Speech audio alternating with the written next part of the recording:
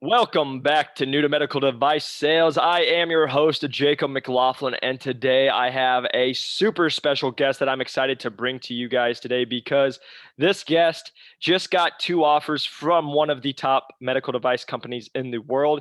And not just that, is a former athlete, was able to show how during playing a sport, working an internship to get an actual sales position to get a job all before he graduated.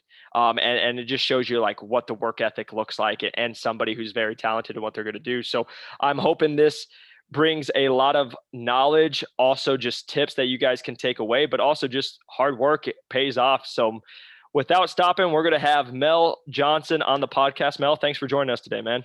Thanks for having me, Jacob. Of Pleasure, man. course, dude. So excited to have you.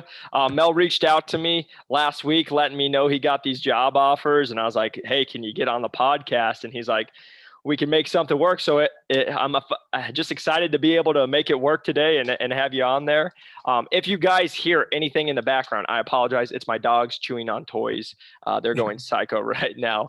But Mel, hey, excited to have you, man. Can you kind of just go in real quick and just tell us a little bit about your background before we jump into, how you got your offers and everything? Yep. So pleasure meeting you guys on YouTube or you guys hearing my voices on the podcast. So like Jacob said, I'm kind of a hat trick, wore a lot of hats in the last 2 years. So former athlete, hung up the cleats. I was a football player, hung up the cleats this summer to get some more experience under my belt. Going into college, I'm originally from Indiana. Going into college, I was pre-med and I was back at home shadowing my parents in the OR, getting in with anesthesiology, general surgery, and stuff like that. And after the second year, still pre-med, and I was like, I don't know if I can do this for the rest of my life. And paying off hundreds of thousands of dollars of debt, walking out of school 30 years old, I'm balding from the stress, and being satisfied with that. And that wasn't until I was in the OR one day and I knew the front desk people, I knew the techs, I knew the nurses, I knew the doctors, and I was watching a hernia surgery and I tapped my mom on the shoulder and I was like, "Who's that person talking to everyone about products?" And she's like, "Oh, that's our rep." And I was like, "A rep?" And my mind was just kind of blown from there, and the ball just kept rolling from there. And I just started networking and watching your YouTube videos and listening to your podcasts for advice, and it was awesome, man. I love it, man. And that's cool because what does your mom and dad do? You said they're in the healthcare world. Yep. So my mom's a charge nurse, and then my dad is a radiologist. Awesome. Awesome. So yeah, so you were exposed to it. You were able to learn about what sales was a little earlier because like I tell everybody, I was a personal trainer. And before I broke in 6 months before, I didn't know what medical sales was, never heard of it before. So that's awesome that you got to like experience it, know kind of what the healthcare world was like before you break in. But no, just to touch on that point, that's something we don't talk much about here, but that is something that is attractive about sales, about medical device sales especially, right? Is you get to do almost everything that you would be if you're a doctor besides actually touching the patients, but you can help, you can be that resource, you're having a product help. And a lot of times, again, this is where we talk financially, right?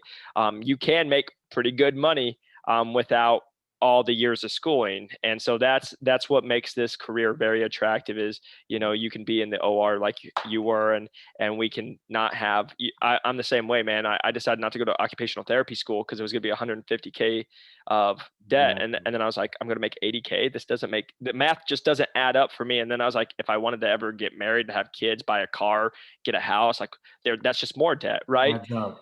Yeah. And so I totally understand where you're coming from and so smart about just like looking at other opportunities and avenues. And that's why I tell everybody that's on this podcast listening, you guys, this is why this is a great career. And this is why I get so excited when I get a text from like Rummel and saying, "Hey, I just broke in," because I know overall, because it's what it's done to my life, at least financially, it'll change your life.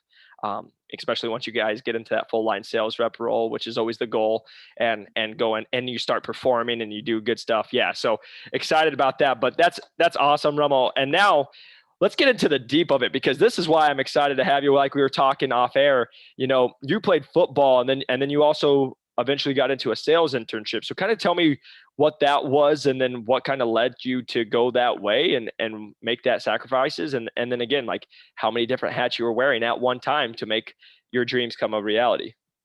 Yep. So back in 2020, I'm a junior on the football field, and then boom, poof, COVID, the pandemic happens, and the football season's canceled. And all I knew for the last 14 years of my life, athletics, football, and how to be a football player. And it's hard going to practice and doing something every day and going through winter conditioning, waking up at 5 in the morning and not playing on Saturday and not having that gratification anymore. It was really hard for me. And so I started reaching out to reps back at home that I knew, and they're like, all right, you have a year off basically. Think it as an opportunity, not a downfall. And that's exactly what I did. So 2020 COVID year, I got an internship virtual with a startup medical device company here in Grand Rapids. The CEO was from he worked at a hospital for a little bit on the innovation side of things and got a device, an automated lateral transfer bed, and brought that out and was starting up his own company. And so I jumped on his team as a 1099 and an intern, trying to help set up some pilot sites and stuff like that. And, that was great. But them being a startup company, I thought I couldn't develop and keep going in the trajectory that I had planned out for myself. So finished that up, went back to school, kept playing football, and this May got another opportunity to do an internship over the summer when football isn't, the downside of football. Got a little free time under my belt, and so I'm traveling back with the team from Georgia, and I'm on the bus, and I get a call from one of the reps, and they're like, "Hey, man, this I got this opportunity," and I was like, say less. I'll get it done. And so I came on this May as an intern with a PPE company on the safety side of things and worked my butt off, prospect open territories or territories that I knew that would open up soon, and got an offer as a full-time rep with them in 3 different states. So doing that now. But the downside with that, I had to make sacrifices. So I had to sacrifice something that I've been doing for the last 14 years of my life and trying to justify that with things that I'm looking out for, the plus 20 years of my life. And so I thought, it's better to make those sacrifices now versus later. So getting more experience, getting inclined with sales, even if it isn't medical sales, and knowing how to interact with people from not a community or athletic standpoint, real business people that have agendas to take care of, have families to feed, and how to interact with those people instead of athletes and coaches. And so it was great doing that. And I don't regret that decision at all because it set me above everyone else. And I'll never get rid of that football mentality. My football mentality is stay 2 to 3 steps ahead of everyone at all times. And so Yep. I'm definitely carrying that with me now. I love it, man. And I just smile because I gotta just touch on some points real quick. Is just thinking ahead, and that's something I did as well, right? When I was training, I talked to a lot of people, and they're like, "Hey, you work pretty hard. You could be in a couple different industries and make financially just be rewarded a little differently." And that's something. Number two, the athlete in you never dies, like you already were just stating. It never dies. Like that's why I'm competitive. That like I tell people I have a little ego about me, if you couldn't tell by listening to this podcast, right? Like there's always like I want to be better, I want to do stuff. But there's also a big thing when I talk with all my athletes is like if you guys are listening to this and you are a college athlete and you're going through it, like that's probably one of the hardest transitions, and some people never get out of it, is laying down when you're not an athlete anymore. Like I remember when I decided I was no longer playing basketball in college, like that's all I did since I was 3, and I sat there in my dorm room, I'm crying. I'm like, who am I now? And like you go through this a weird transition for a year or two. Like, who am I outside of like I was basketball or football, whoever it is. And I say this because I want to touch on this because I know guys that are 40 that never they still talk about football all the time or still talk about basketball, still talk about the glory days. They're not doing anything with their life, but they just think about the sports and they'll go work. And again, it's okay if you love it, but like they'll go work jobs, make $12 an hour, be broke because they just want to be around the sports. Like, and they just never let the athlete in them like go somewhere else, compared to you can do stuff and you cannot lose the mentality. You can always be an athlete, have your friends. But the one thing I also wanted to touch on is just you talk about you saw the opportunity, you knew it was going to take sacrifice and you went and took it. And that's my biggest thing when I'm talking to everybody on here. You guys, if you're listening to this podcast right now, we say it every single time. The people getting these jobs, the people getting these offers are the ones that are working harder than you and sacrificing. And this is somebody told me this because I'm very a busy individual, but I always make time for what we can. And it's like, if you ever want something to be done, just give it to a busy person because they'll actually make time for it. Right. And so like when you have a goal, you're dedicated like yourself, it happens. And then the last thing I wanted to touch on with you, Rummel or Mel, is it didn't happen overnight. Not at all. And let's talk about that because we talk about it's a roller coaster. But like you just said, man, you said in 2020, we're in the year 2021, and here you are getting the offer. So let's talk about that because I've said this on the podcast. I have people reach out after 2 or 3 months, they're ready to cry and quit. Which we all, like you said, instant gratification for everybody, even myself. We want it. But can you kind of talk a little bit about that journey, that grind to get you, because to where you are now? It seems probably pretty sweet to be getting offered by one of the top companies in the world, several positions, and know how hard you worked. It's a blessing, man. And and every day you wake up, you're blessed. And so that's kind of how I took the approach. God has a plan for me, and it'll come for me someday. Yep. And so back in 2019, I'm at the hospital finishing up that that second year of job shadowing and interning with the OR staff. And I tapped that rep on the shoulder and I passed my resume and I said, I'm interested in, learning more about this industry. You had mentioned, a training program with some other companies, is that something that you could see for me? And he kept it very transparent and very blunt. And, I had to take that chip and keep it on my shoulder. He said, this is a resume for my top candidate right now. And this is yours. This is where I need you to be by the time you get ready to graduate. And I smiled at him and I said, say less. And so from 2019 to now, I've had over 400 conversations with someone in the industry to some capacity. And I'm still networking now and I'm still making friends because even though I'm done interviewing and hearing more and trying to find other opportunities, I still want to know like what's out there for me, but 100%. also who's out there for me. Yep. And so I'm still networking now. I have a couple calls after this too set up. And the big piece was making those sacrifices and keeping it pushing. You're gonna make sacrifices every day, whether that be, am I going to sacrifice 5 minutes to get gas? Am I going to sacrifice not eating lunch today to cover extra cases? And so you're going to make sacrifices every day. It's just, are you willing to make those sacrifices? Yep. Is it worth, is the end goal worth those sacrifices? And I justified that. And so right now I'm still sacrificing. I haven't graduated yet, still a senior. So I got school, my territories, interviews, networking. 2 weeks ago, I was out in Dallas and I had to coordinate with my professor to make up my exam because I was going to miss my exam to fly out for an interview. And so, there's sacrifices every day. I just justified those sacrifices with what I'm doing. I love it, man. And again, just to your hustle, man. 400 people you've talked to. I don't think I've talked to 400 people, man. Like I reached out to thousands, but this is the thing I love about this industry and I love about these podcasts right here, man, is as my chair's squeaking, I got to move this thing. But you meet some of the greatest people in this industry. You meet some of the greatest people with the networking. That's why I love networking. That's why we love sales, right? You never know who you're about to touch or you're going to be talking to and the influence you can have on them or the influence they might have on you, right? But I say that, and that's why I encourage you guys all to reach out. Austin Mayo, we talk about him all the time. I get on weekly calls with Austin still. I'm actually going to fly out to Tampa one of these weekends to go meet him, because we networked. He called me from the podcast wanting to break in. And so we've just become good friends. And even like yourself, right? Like we just meet great people doing this. And like you said, this is the thing about medical device that you always just have to, you never know what the opportunity is. And this is the thing. I got told this by every rep, and I know you did as well. They say, hey, you seem great. Let's stay in contact because who knows? You might get hired and I might get fired and I might be knocking on your door for a position and seeing if you know anyone. Because it is that is dog eat dog world here in med device. Like a company I know just did a giant layoff. Those people are great salespeople, nothing against them.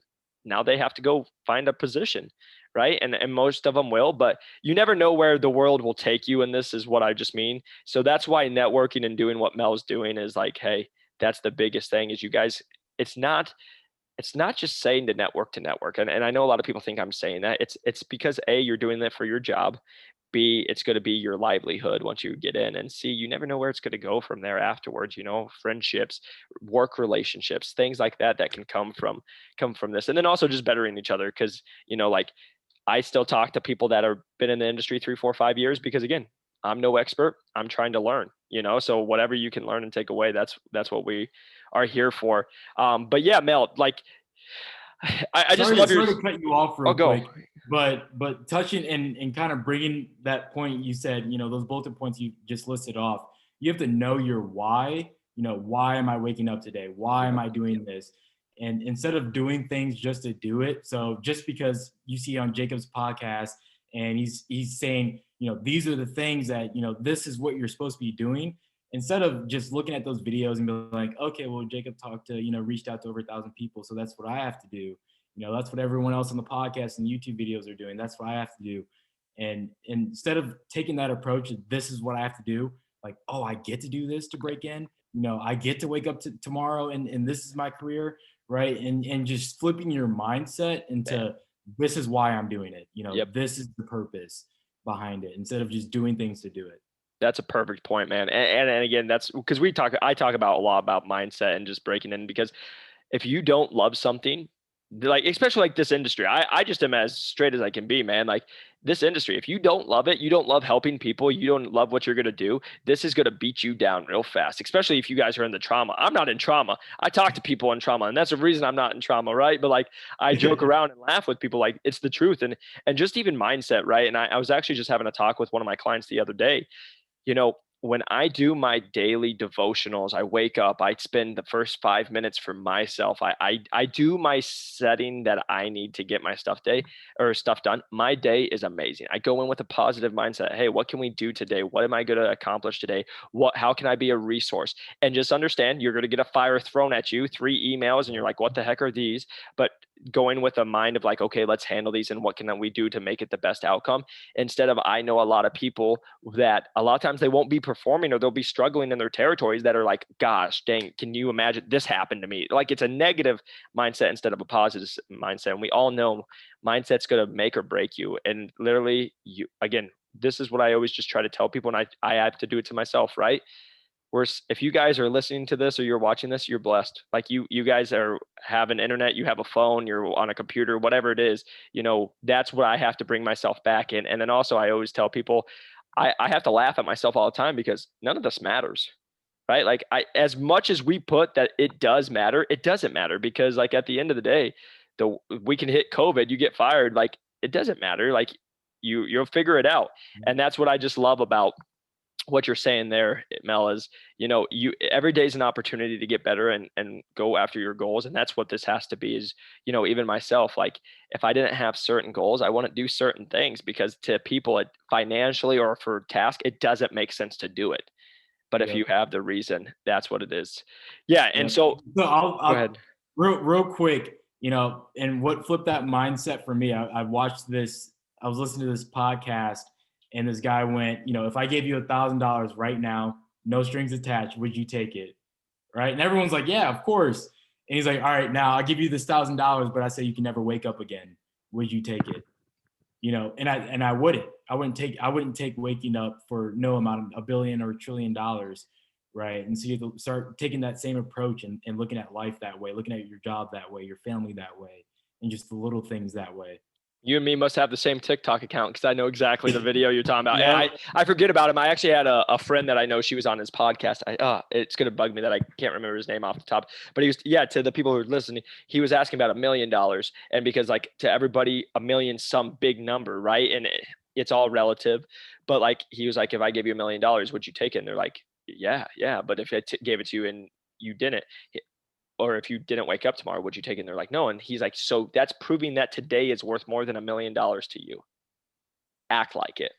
Right.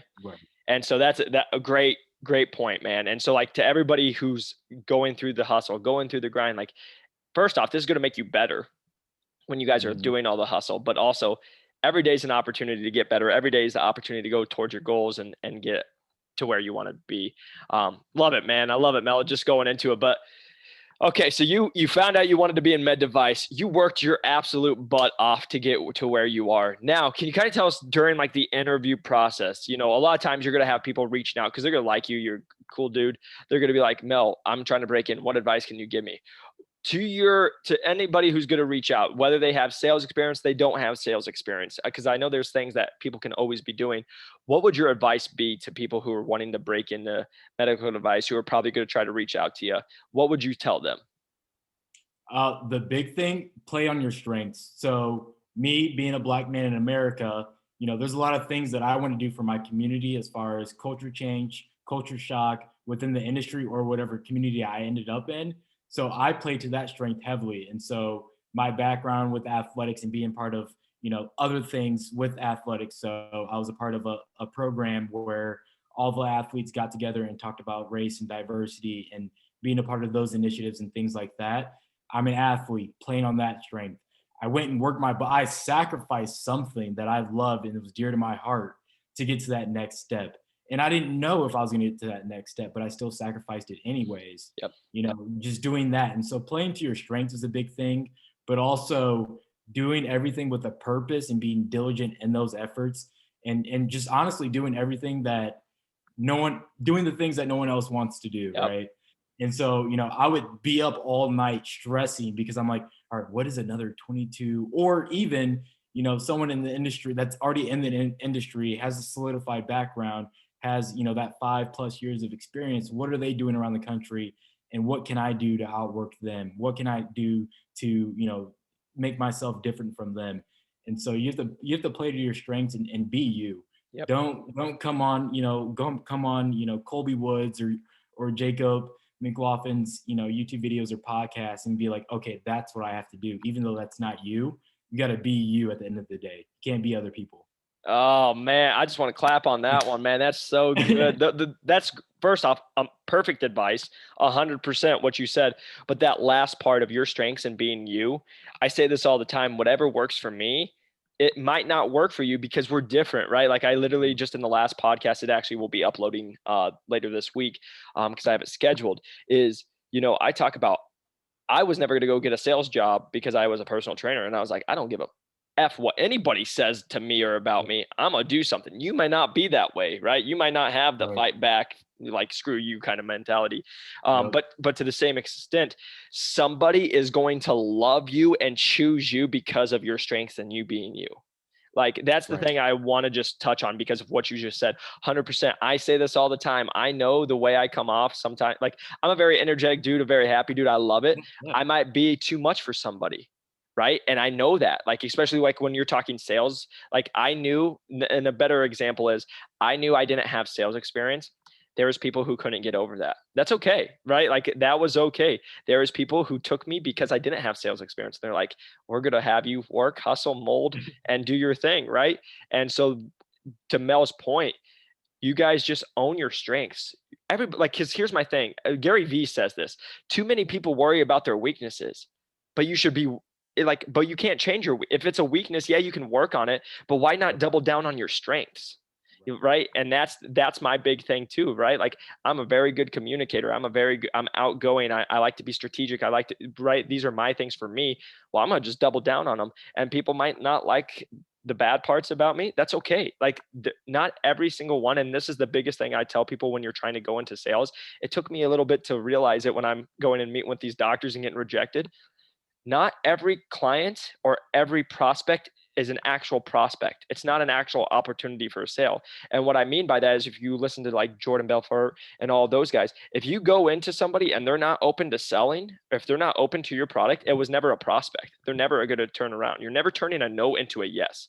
Like that's not happening. You can turn a maybe into a yes, but a straight out no where they're like, no, we're not doing this. Like, and they mean it. It's that. And so what I mean for that is you going into when you guys are talking and you're going through the interview process, don't change yourself, because you're talking to sales professionals and they're going to tell that type right away. You're out right away. Because that's what we do as a living is read human beings and talk. Right. And like I joke around with people, when people say, I think I'll see, or we'll let you know, that's you being so scared that you don't want to say no to my face and you're trying to avoid conflict. I already know that. Like I laugh and that's just straight talk with people. But that's what, like to Mel's point, everybody, when you're doing stuff, just be true to you, be who, because like I said, people are going to love you for you.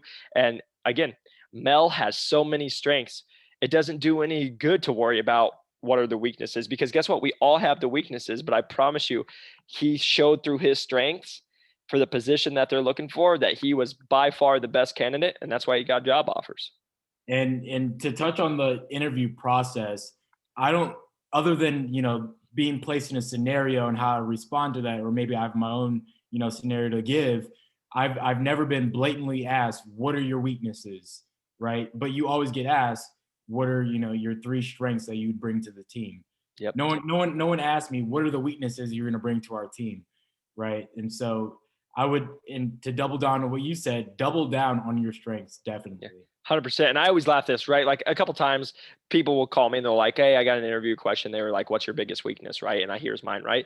And I'm like, it's a cookie cutter one. I care too much. Right. Like we can all lie in an interview. Everybody's like going to bend the truth a little bit. But like, again, even with that said, like when it's a weakness, a weakness to one person might be a strength to another person, right? So like that's my biggest thing is you just, as long as you're true to you and you'll go through this interview process. And like I've told everybody, I already know you felt this, but when you guys are going through the interview process, it's like when if you guys went to college or you're picking a boyfriend, girlfriend, or you're going to live somewhere or whatever, it feels right.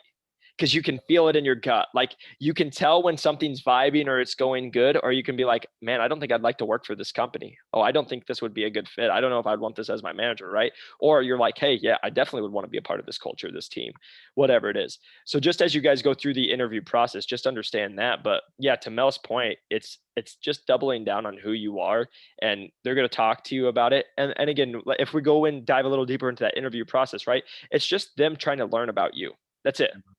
That's what they want to know. And they're going to ask you, to a lot of people, they'll be like tough questions. And some of them are tough questions, but they're just making sure you're not lying to them.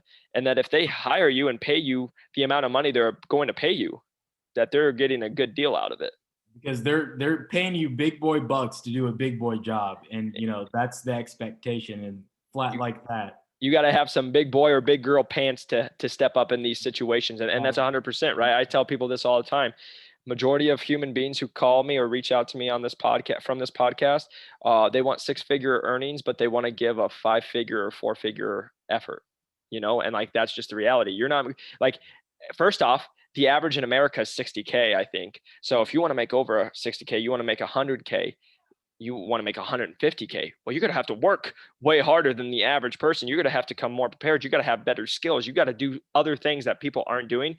Otherwise, you're just going to be average, right? If you want to go get wasted all the time and not show up prepared and do that stuff, well, then go get a job and make 50, 60K, right? Like that's actually one of my pet peeves. I literally just had a talk the other week. Somebody called me and they're like, I just want to get drunk. I've been an athlete. I want to party all weekend and I just want to have my weekends. I'm like, then don't do this job. Because this isn't for you. If you want to just go get drunk and make 50, 70K a year and go work outside. Yeah. And do that. Go do that. And again, there's nothing wrong with that. If that's you, nothing wrong with it, but be true to yourself. Don't be lying to yourself that you're like, hey, I want to go work at this prestigious or go work for these top companies that are going to make you. Let me just say this. And I always say this, a company does not hire you to lose money. Let's just make that clear.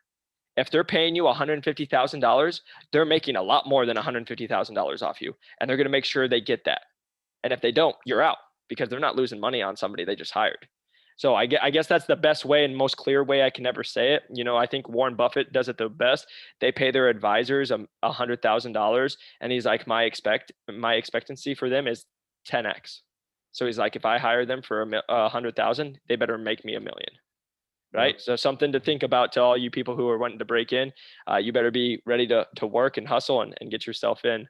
But Mel, hey, man, I appreciate you jumping on. First off, before we leave, where can people find you if they want to reach out to you and just connect?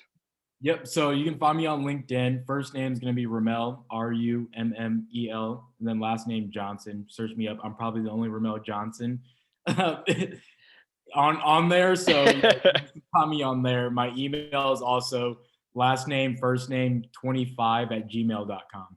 Love it. Love it, man. So yeah, if you guys are wanting to reach back out to Mel, just give him a shout. Like I always say to everybody, please don't be a weirdo. There's enough weirdos in the world. So if you're going to do it, like, and also just like to protect his time, because he's going to be busy as he's got these job offers. Like if you're going to reach out to him, come prepared.